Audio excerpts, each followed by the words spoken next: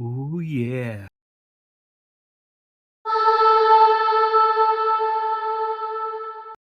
When I initially ordered these figures, I thought I was ordering one male and one female. Unfortunately, I ended up ordering two of the male figures, which isn't a bad thing because now I have one soldier or recon agent and one body that I can use for my avatar. I'll just have to go back and order the 3-pack and also the female recon team member. Ooh, yeah. How's it going, pirates? Some more Joy Toy action has arrived in the mail. The Infinity line, which is now one of my favorite Joy Toy lines. I'm so glad that it's not Warhammer. I know a lot of people love the Warhammer line. I'm just not a fan. Don't like their big clunky look, but these guys look really cool. So I'm a big fan of these two Infinity characters. I'll be bringing them out in a moment to show you guys in more detail. And I've got one of these older lines from, I believe it's called Battle of the Worlds. Now the main reason why I got these particular trio was because of her. I provided Starboy Station with my custom Marshall Quellish May. And so I wanted to make another custom so I sent him that custom. We created a backstory.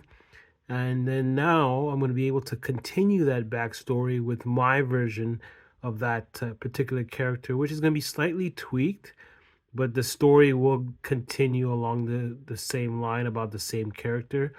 Now there's going to be two of them, and I'll have an explanation as to why two of them exist in the multiverse.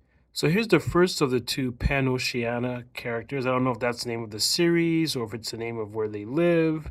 But this is the first of the two of the NOCAN Special Intervention and Recon team members. He looks really cool. Now, with these colors, I'm going to make these the elf colors in my series, as they're a very advanced species. So I want them to have like all the best technology and armor and that sort of thing. But yeah, they do look amazing. He comes with this rifle and these accessories down here, a swappable head, another rifle, two hands, and I guess those are his knife wielding hands, and he comes with a knife. Really cool looking characters, but like I said, I'm going to have to do some tweaking. So first of all, I'm going to be removing some of this clothing, like that jacket. I'm going to take that off. I may use that in another custom. His massive holster on his leg, definitely want to get rid of that. To me, this doesn't look right.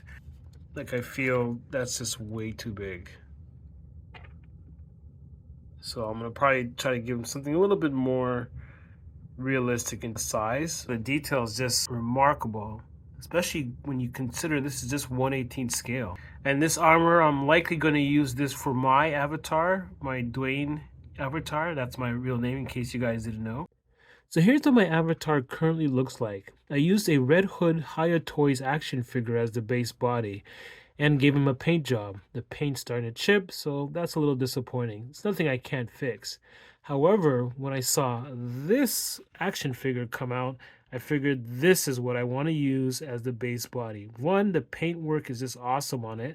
It's my favorite color, blue. And two, I just figured he looked cooler. Especially the fact that my character joined the elves in their station, Edgepoint Station. And because of that, he would be wearing their armor. So here are the two characters with their helmets. As you can see, I've used that Star Wars helmet from a character named Jaeger from Star Wars Resistance. I really love the look of that helmet. I may not really have to do too much paint work on it. Maybe just add a little bit of a light blue to it to kind of match his outfit. But potentially, I may not even touch it because it looks good just as is.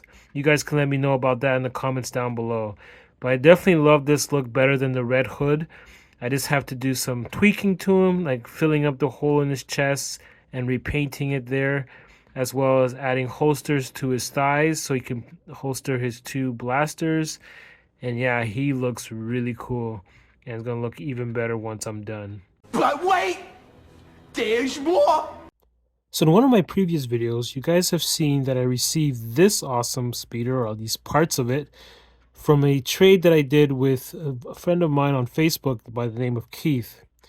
Because it was missing some parts, I was trying to figure out what I was going to do with it. Well, I came up with an awesome idea. I'm going to keep it as a speeder, but I'm going to make it into a sports speeder. I'm going to combine the two pieces, and it'll be a little bit unique, and I'll have to make some cuts and changes and stuff like that. But I've already done some work on it by taking it apart, and these are two pieces that were removed from it.